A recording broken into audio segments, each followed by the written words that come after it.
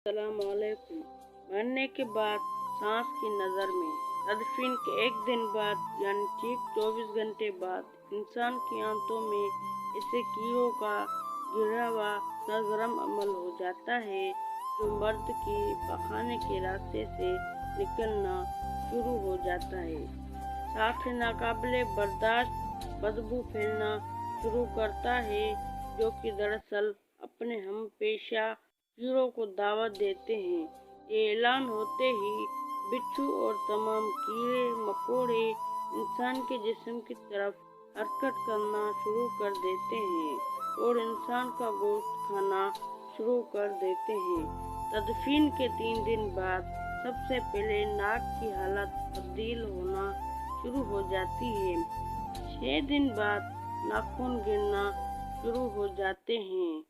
9 दिन के बाद बाल गिरना शुरू हो जाते हैं। इंसान के जिस्म पर कोई बाल नहीं रहता और पेट फूलना शुरू हो जाता है। 17 दिन बाद पेट फट जाता है और दीगर अज्जा बाहर रहना शुरू हो जाते हैं। 60 दिन बाद मर्दे के जिस्म से सारा गोश्त खत्म हो जाता है। इंसान के जिस्म पर बूटी का एक टुकड़ा बाकी नहीं रहता। 90 दिन बाद तमाम हड्डियां एक दूसरे से जुदा होना शुरू हो जाती हैं। 1 साल बाद हड्डियां पोशीदा हो जाती हैं और बलाखिर जिस इंसान को दफना गया था उसका वजूद ख़त्म हो जाता है। तो मेरे दोस्तों, गुरूर, तकब्बुर, हिर्स, लालच, घमंड, दुश्मनी, हसद, बुग़्ज़, जलन, इज्जत, वक़ार, नाम, खुदा, बादशाही, ये सब कहाँ जाता है? सब कुछ ना खाक में मिल जाता है। इंसान की हैसियत ही क्या है?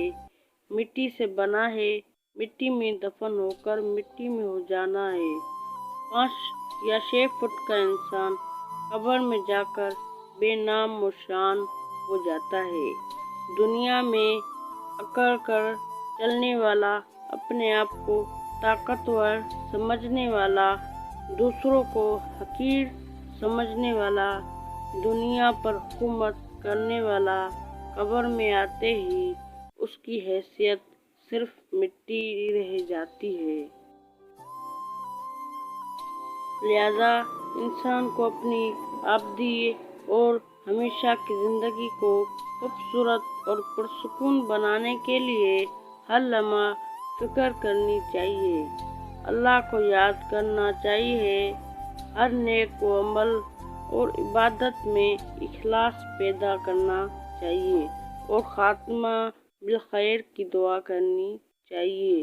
अल्लाह ताला मुझे और आप सबको अमल की तौफीक अता फरमाए, आमीन। अगर वीडियो अच्छी लगी हो तो लाइक कीजिए।